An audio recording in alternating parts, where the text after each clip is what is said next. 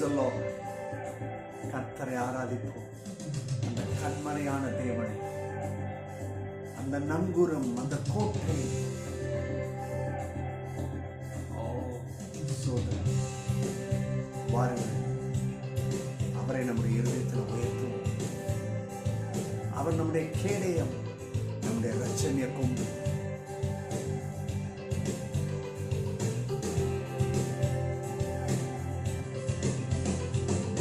கண்மலையானவர் துதிக்கப்படுவீராக, என் இரட்சிப்பின் தேவன் உயர்த்தப்படுவீராக. கண்மலையானவர் துதிக்கப்படுவீராக, என் இரட்சிப்பின் தேவன் உயர்த்தப்படுவீராக. என் கண்மலை, என் கோட்டை, என் இரட்சகர், என் தேவன், நான் நம்பும் துருகம், என் கேடகம், உயர்ந்த அடைக்கலம், இரட்சணிய கொம்பு. நீரின் கண்மலை, என் கோட்டை, என் இரட்சகர், என் தேவன், நான் நம்பும் துருகம், என் கேடகம், உயர்ந்த அடைக்கலம், இரட்சணிய கொம்பு. என் பலனாகிய கர்த்தாவே, நான் உம்மை நம்பு கூறுவேன். என் பலனாகிய கர்த்தாவே, நான் உம்மை நம்பு கூறுவேன். கண்மலையானவர் துதிக்கப்படுவீராக, என் இரட்சிப்பின் தேவன் உயர்த்தப்படுவீராக.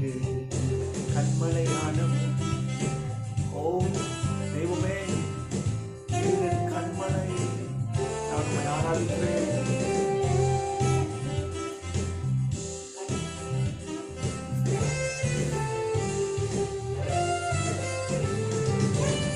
ஆபத்தினால் எதிரிட்டு வந்தார்கள், கர்த்தரோ ஆதரவாயிருந்தீர்.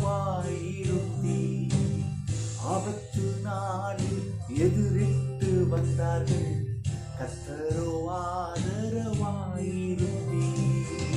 விசாலமான இடத்திலே என்னை கொண்டு வந்து நீ தப்புவித்தீர்.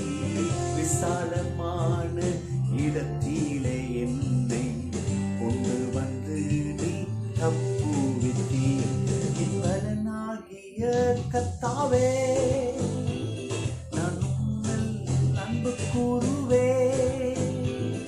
என் பலனாகிய கர்த்தாவே, நான் உம்மில் அன்பு கூறுவேன். கண்மலையானவர் துதிக்கப்படுவீராக, என் இரட்சிப்பின் தேவன் உயர்த்தப்படுவீராக.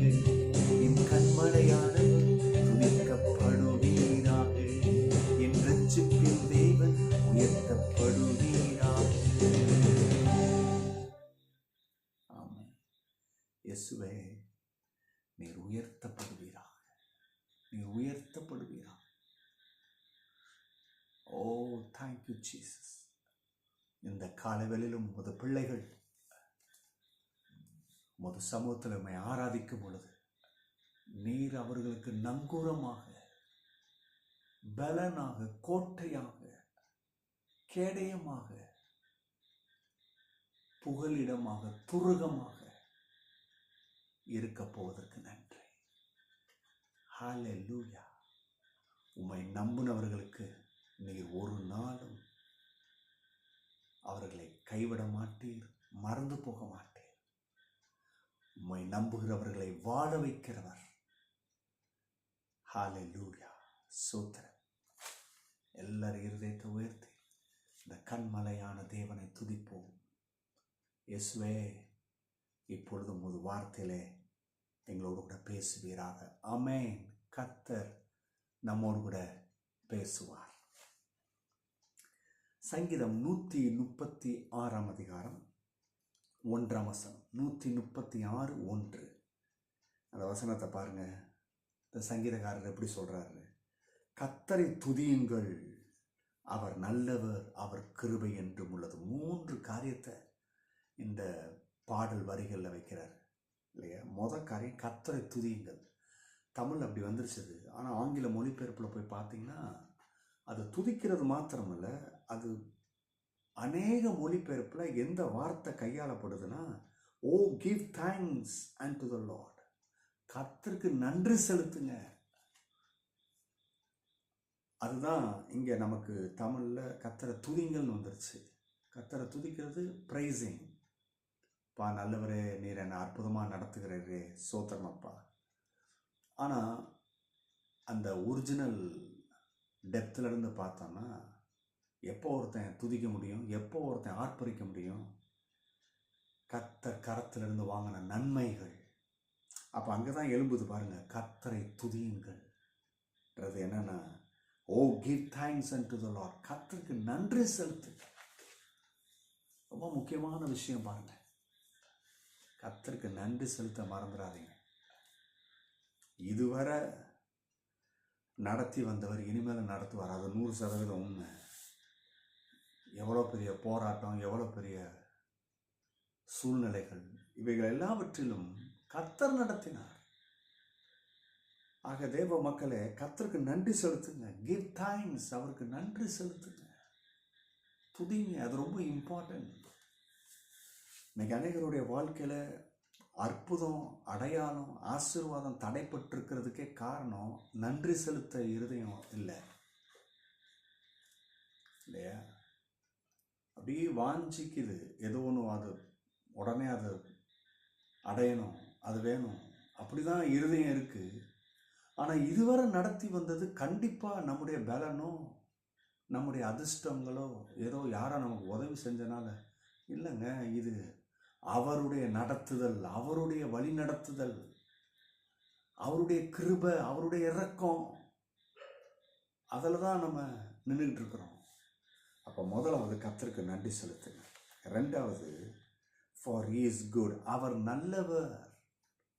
ரெண்டாவது, இந்த சங்கீதக்காரர் சொல்கிறாரு, கர்த்தர் கெட்டவர் இல்லை. இன்றைக்கி நிறைய பேர் வாழ்க்கையில் சில நன்மைகள் பெற முடியல, சூழ்நிலை மாறல, ஜெபம் பண்ணி பதில் கேட்கல, உடனே என்ன பிக்சர் பண்ணிடுறாங்க, என்னன்னு தெரில, கர்த்தர் என் மேலே கோபமாக இருக்கிறாரு, என்னை மறந்துட்டாரு.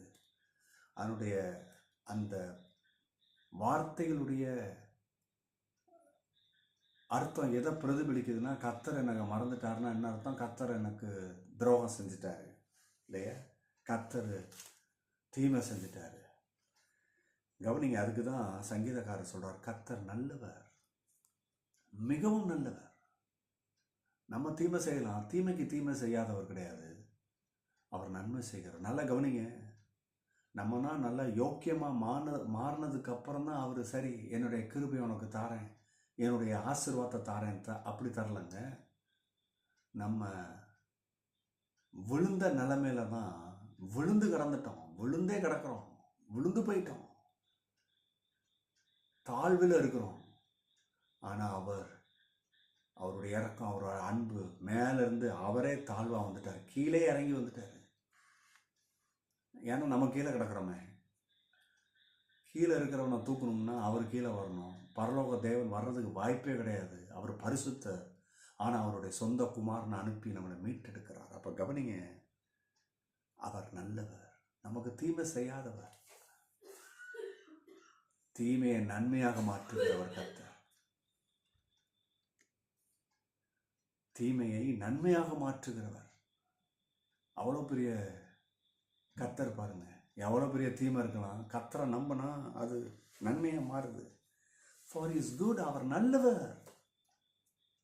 ஆமென். இந்த கால வேளையில் உங்கள் தேவைகள், உங்கள் சூழ்நிலைகள் எப்படியா இருக்கட்டும், வேலையை ஆரம்பிக்கும் போது மைண்டில் இதை செட் பண்ணுங்கள், என் கர்த்தர் நல்லவர். இன்றைக்கி அவருடைய கரத்திலிருந்து நன்மை எடுப்பேன், சுகத்தை எடுப்பேன், வெற்றி எடுப்பேன்.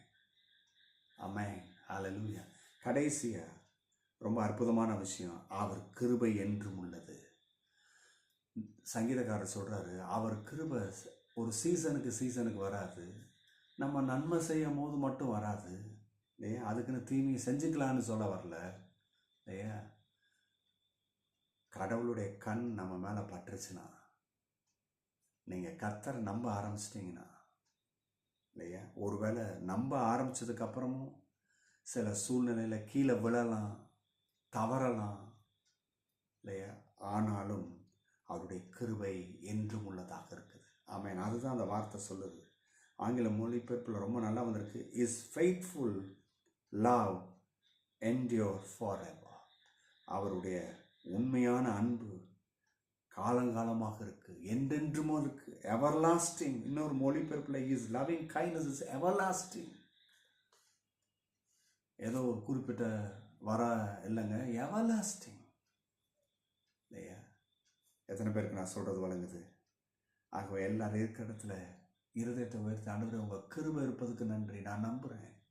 தயவுசெய்து உங்கள் ஆதாரம், பொண்ணு, பொருள், வேலை, திறமை, பணம், இதை எடுக்காதீங்க, அதை நம்பாதீங்க.